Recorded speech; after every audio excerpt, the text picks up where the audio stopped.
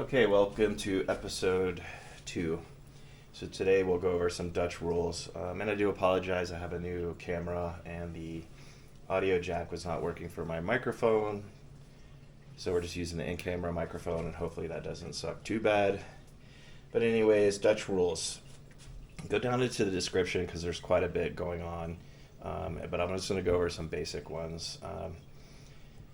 So to start, you want to use the rule of thirds or the golden rule, and you can research that. But basically, you divide your visual pane into 9 equal squares. So you can measure left, right, and divide by 3, make a mark, and then up, down, top, bottom, divide by 3. And it may be difficult to see. We wrote it in this red whiteboard kind of marker, but we have drawn that out. So you want interesting areas or interesting plant groups into those areas. And when you're working it, so let's say you choose red plant as an interesting area, you cannot do the same in the back. So if you choose a back red, you cannot put another back red into this area, into a third. So you'll want to alternate back front or front back. You're going to want all light green plants into the corners, back corners. No red plants at either front corners. You want a Dutch street, and what a Dutch street is going to be any species that starts somewhere in the front, runs through the tank, and disappears behind a plant. Rosettes, you kind of want to include one. It's not a hard rule, but it will score you points. You would need heavy contrast between all plant groups. That includes color and the leaf shape. You want to include some type of grassy plant, some type of big leafy plant if you can. That'll score you some extra points. Curtains, what a curtain plant is kind of like this lucens here. It's just a plant that'll come up. Now this one's just loosely packed in right now. But it'll come up and kind of come over, or they don't have to come over, or they're just kind of a plant right here that acts kind of like a theater drape that curtains or frames the tank.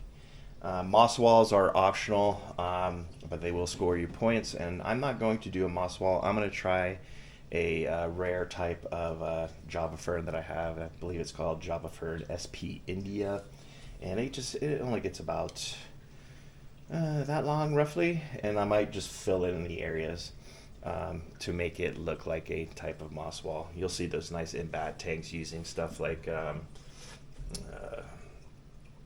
Trip or Anubia.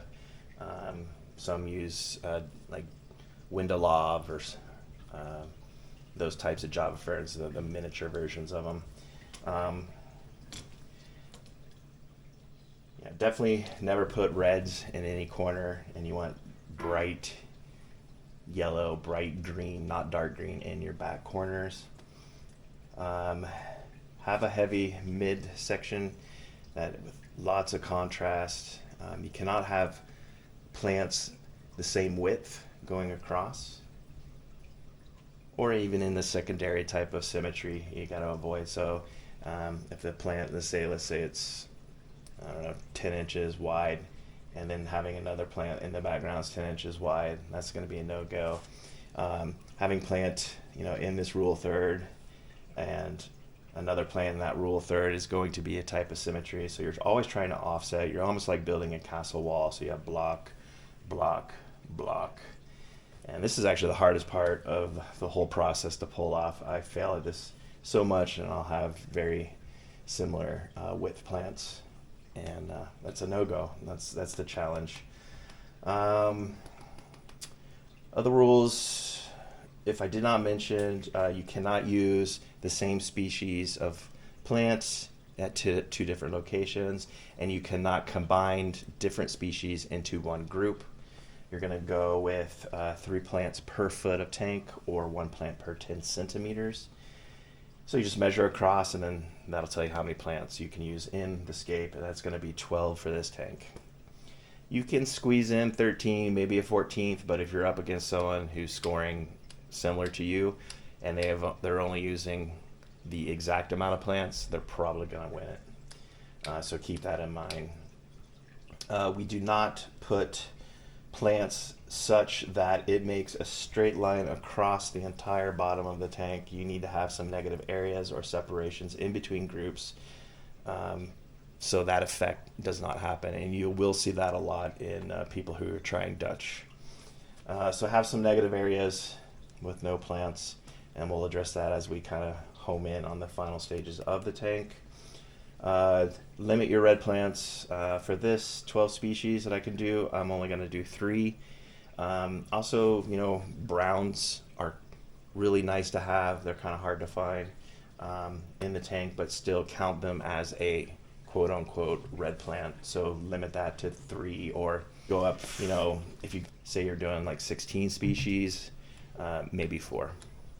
Don't have red plants, buy red plants. I know there's some top-notch Dutchers who can pull that off, but they have high contrast between leaf shape and the color themselves, so they're not quite all red or some type of orange or yellow. Yeah, so that's pretty much the basics, and we'll continue that as we start moving things around today. So it's kind of hard to tell on camera, but you can see the Bacopa over here is left of this rule of third here. So I'm going to move it to the right. Now I can't have a red into this rule if it's in the back. So I need a point of interest here to kind of fall into the rule of thirds. And I have two ways I could go about it in my mind. I could have this street disappearing into that rule of third, or use the background plant as a rule of third plant and having the street kind of just to the right of that. I'm kind of leaning, because I'm really terrible with getting these shapes on these Dutch streets, so I'm kind of leaning about having this plant into this rule of third. And of course it would be red plant, green plant, because I cannot do green green or red red. I do have some plants on the way. I have a Cryptocorean spiralis red tiger coming, and I may opt to substitute this whole plant for that, and I'll keep it a little bit thinner. And in that case, if I do go that route, the Bacopa is going to have to come out, and we'll find something else to go back there, because we cannot have red red, right? So a good point in one of these forwards is the start of your street, or you could have another red plant here, but it has to be opposite. So if I was keeping the Bacopa, I could put a red plant or some type of heavier color plant in this area. That's a very good possibility. Today I'm going to pull out the Triflora. I think I'm going to try a Mayaka as a curtain plant here. This plant will definitely be kept in the tank. It had been doing good until I thinned it out and moved it. So I'll have to find another way to get it tighter without pulling the whole thing up and replanting. The Balsamica is going to come out. I'm going to go ahead and finish taking out the Diformis. The Balsamica is literally dying, so I'm going to put it into the other tank and get it healthy again. I'm going to trim this and spread these out, and I will probably move these out, put them in the other tank, and maybe take the Repins, or not Repins, the Portobello, and move it into this area. I think I'm going to definitely take out this Flame Sword, and I'm going to go ahead and move this into position.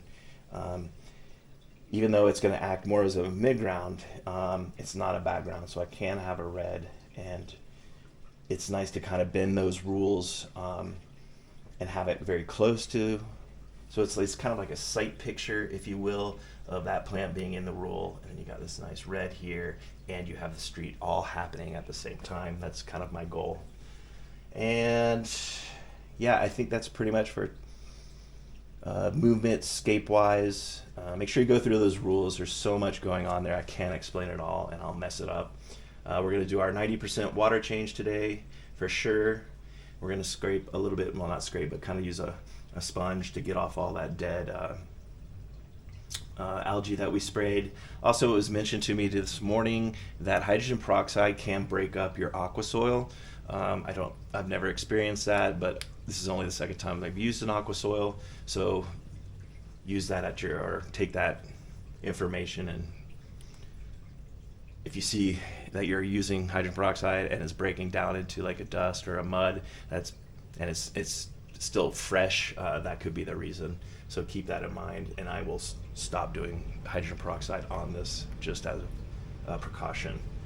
So yep, that's the goal today, and we'll get to it.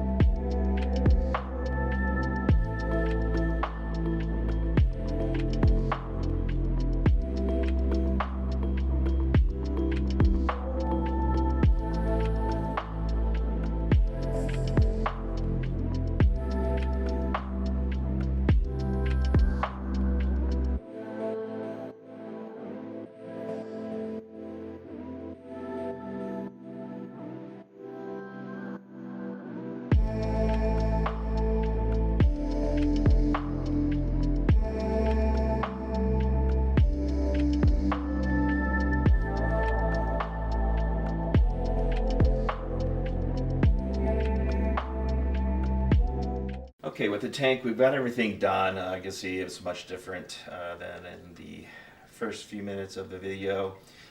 We made our Dutch Street thinner, and I'm kind of liking that. It's going to open up a little more real estate for plants. My Aqua is in now for a trial as my curtain.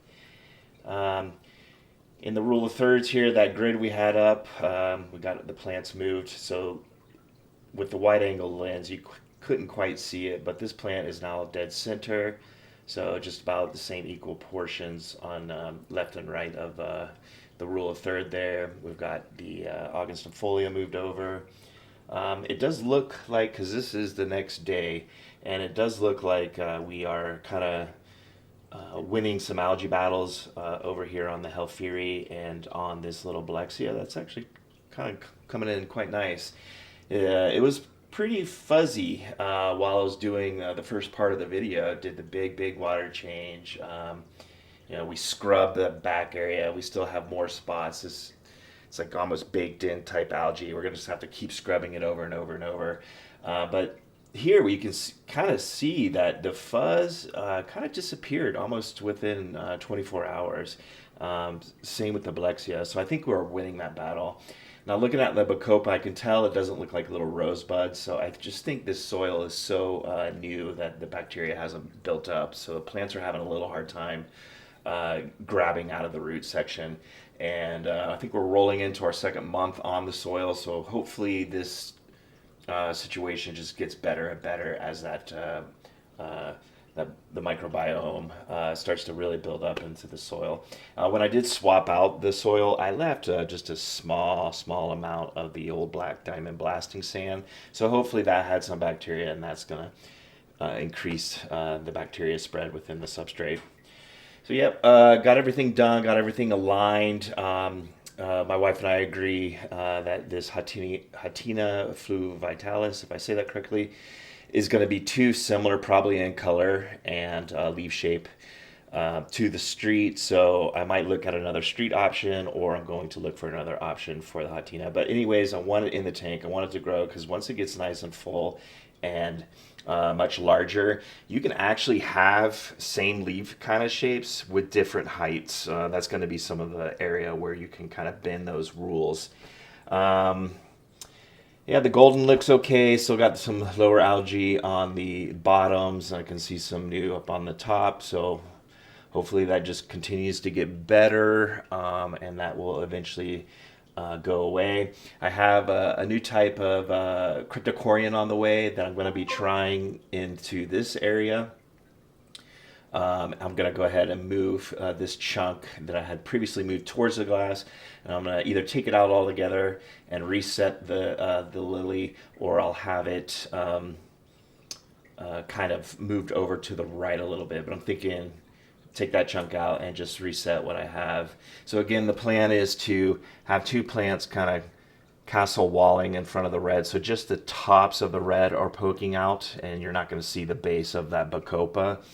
And hopefully that'll break up the symmetry, because right, we have two plants almost equal sizes in the two lines of symmetry here for the rule of thirds. So I'm going to combat that by having something in the back and just having those tips showing. Yeah, I think that's it. Starogani Portobello is going to be on the chopping board, or it's going to get moved out of that area, and I'll enhance this area when I find a back right gum plant. I'm thinking about maybe some Pogo Samsonii, trying that again, but the problem with that, it does get a hint of pink.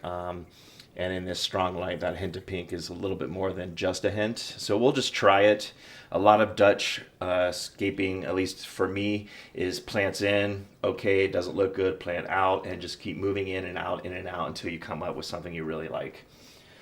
All right, so we'll probably see you in a couple of weeks. I don't want to do videos every third, fourth day, because you just can't see the changes that are going on.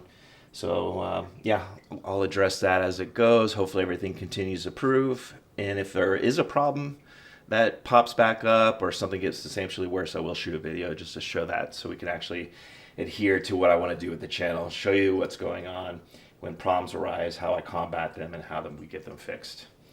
All right, we'll see you next time. Thank you so much, guys. Appreciate you.